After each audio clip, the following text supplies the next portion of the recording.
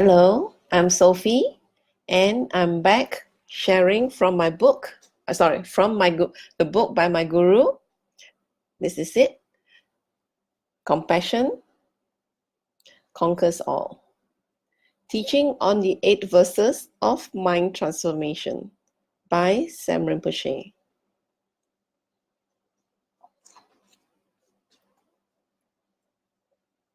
And I'll be reading from page 47. We may think that making offerings on an altar, cleaning, doing our prayers is so menial and so small, and it is not real Dharma practice. Wrong view. Anything done in relation to the enlightened beings creates extremely powerful propensity. How much we put into it is how much we will get back. Buddha Shakyamuni has said, he was asked by one of his disciples, when the Buddha is alive and when the Buddha is present, making offerings to the 3 jewels in the form of Buddha Shakyamuni allows us to collect a great amount of merit and to destroy vast amounts of negative karma. When the Buddha is not physically here anymore, what shall we do? Then the Buddha replied, when I am not around, making offerings to an image in the likeness of myself and believing it to be me will be equal to making offerings to me in person and directly.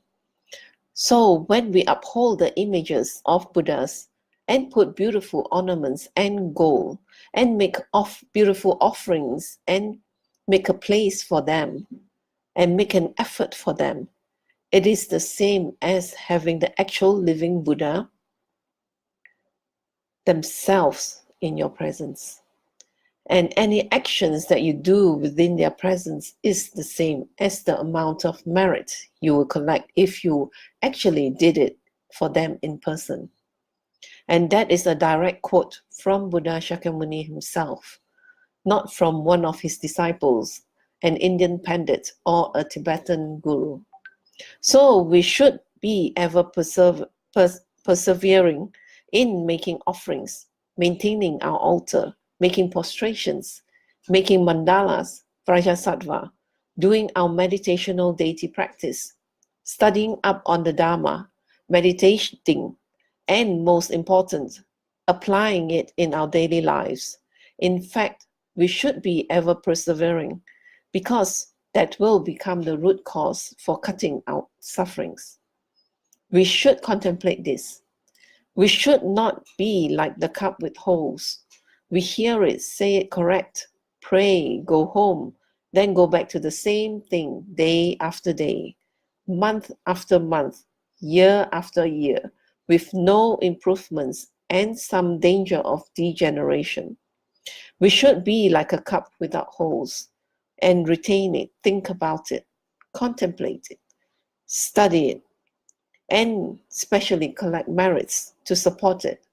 If we don't, we can be in Dharma for 10 years, 15 years, 20 years, but will never change, never transform.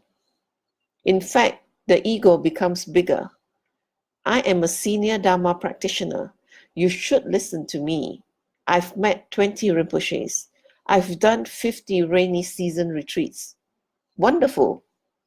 But you are still going to hell. You are still suffering. Wonderful, but let me see the results. The result should be obvious. A changing and transformation of your character. Let not leave the Dharma talk despondent. So let's not leave the Dharma talk despondent.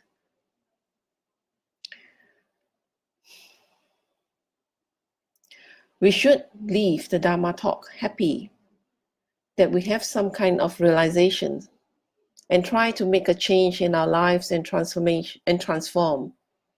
Now, this moment, today, from today on, and maintain it by study, practice, and the relationship with our gurus if we have one. We should maintain it. From effort to effortlessness. And by that constant nurturing, like a small child, it will grow into adulthood, able to protect and watch itself, able to take care of itself. Like that, these realizations will come to a point where they are irreversible, where without effort they remain steady and constant. Effortless giving, effortless patience, effortless enthusiasm, effortless compassion, effortless bodhicitta. It will become effortless. Dharma is a mirror. On that basis, every phenomena is empty of true existence, free of inherent existence, not existing on its own right. It is existing on causes. Because it is existing on causes, once we cut the causes, we cannot exist anymore. In that case of delusion, negative mind, we can't stop it. It would be very good if we can memorize the 8 worldly concerns, commit them to memory, and make sure that we can recite them every day. People like to recite a lot of mantras. People like to recite a lot of long sadhanas and intricate, complicated deities with a lot of hands, a lot of arms, and a lot of legs, a lot of consorts. How many legs, how many arms, how many consorts? What's their color? What are they carrying in their hands? We like to have those pictures and have those statues and go to those initiations and show them to our friends and tell them how holy, intricate, and complicated and how high we are with these high initiations. But in the end, when we check, the very fact that we like to show off to our friends shows that our motive is incorrect. I'm not here to criticize you. I'm not here to tell you that all of you do have these worldly motivations, that you are all so naughty. In order for you to not have those types of motives, you must understand them, the faults behind them, recognize them, and that can only come from hearing about them. We should not think that the Dharma is insulting us.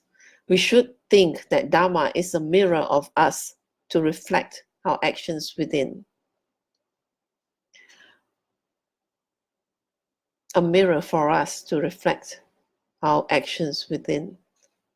So whatever we do, we reflect it in the mirror of Dharma to see if we are doing it correctly or not. The Dharma should be treated like a mirror. The Dharma teacher should be the mirror holder.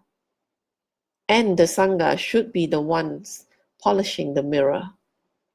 And we are the ones looking into the mirror. So it's very important that we see the Dharma as a mirror for us to reflect our actions. And when we do any type of actions, we should immediately check it with the Dharma to see if it is correct or not. If it is not, we should not feel insulted. We should not feel despondent. And we should not feel that I can't do it. In fact, we should be very happy that there is something we can check it with to improve. We have a guideline out of samsara. By renouncing samsara, worldliness, self-centeredness, we become real people. We become human beings, beings with compassion.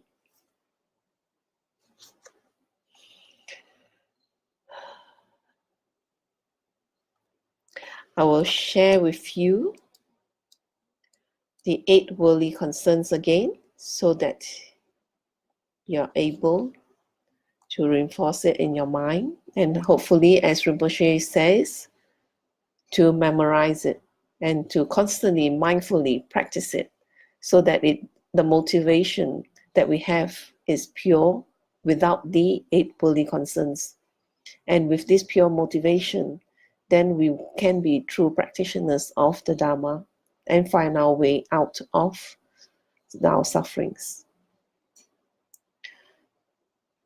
to be happy when we are praised, to be unhappy when we are insulted, to be happy when we receive any gifts, to be unhappy if we don't, to be happy upon achieving reputation, to be happy when we are unsuccessful, to be happy when we are comfortable, to be unhappy when we are not.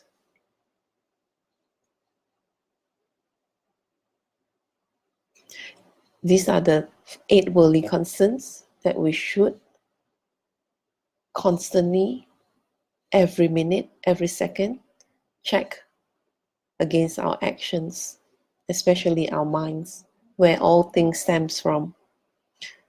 So with that, I will end the sharing session here and continue on in a short while. Thank you. I will end the session with a completion dedication in Tibetan. Jang Jup Sen Cho Rinpoche, Ma Ge Pa Nam Ge Shi, Ge Pa Nam Pa Me Pa Yang, Go Ne Gon Du Pe Wa Shu, Do Ni To Wa Rinpoche, Ma Ge Pa Nam Ge Shi, Ge Pa Nam Pa Me Pa Yang, Go Ne Gon Du Pe Wa Shu, Da So Ji Ni Sa Pa Ge Wa Di, Dan Dan Tro Wa Gun Na Ka Pa Dang, Je Pa Je Su No San Tra Pa I, Tam Ping In Po Rin Tu Sa Se Shu, Ge Wa Kun Tu Yan Da La Ma Dan, Dra Mi Jo Ki Pa La No Jo Jing, Sa Dam Nang Yi Ya Te Ra Zo Ni, Do Je Chang Yi Ngo Pa Nga Tu Su. Ke wadi yududa lama sangyo druyone druwa chika malupa de sala go pashu jogi ga bosunga pa josuna pa pewala ke kisama siwadang tunki malu sangwashu. Dadam sungi dosundan, drewa songi latini, gewa lasan trapai, tampayu rival, yushi, ni modeles indele, ni mingunyan dele shit, ni sentato dele pel, concho songi jingilo, concho songi ngotroso, concho songi trasi, sho, jesu nama kusen rapting ching, nam katrini chocho ki padang, losam tempe drome sap songi, droe musa tatoni, yushi, gangwe rawe ko, shingumde, penandewa malivyo ine, charin sit one ten singet sogi, Shape Shiri Padu Dengu Shi. Home Tomping Auto Malupa, then the dollar sell do so, Goda then Palong Chotnam, give us Shokten Cell. Thank you very much. And I do hope that you will take what Rinpoche has taught into your heart and mind and to put it into practice. So I will be back in a while with the next session and on the next chapter. Thank you.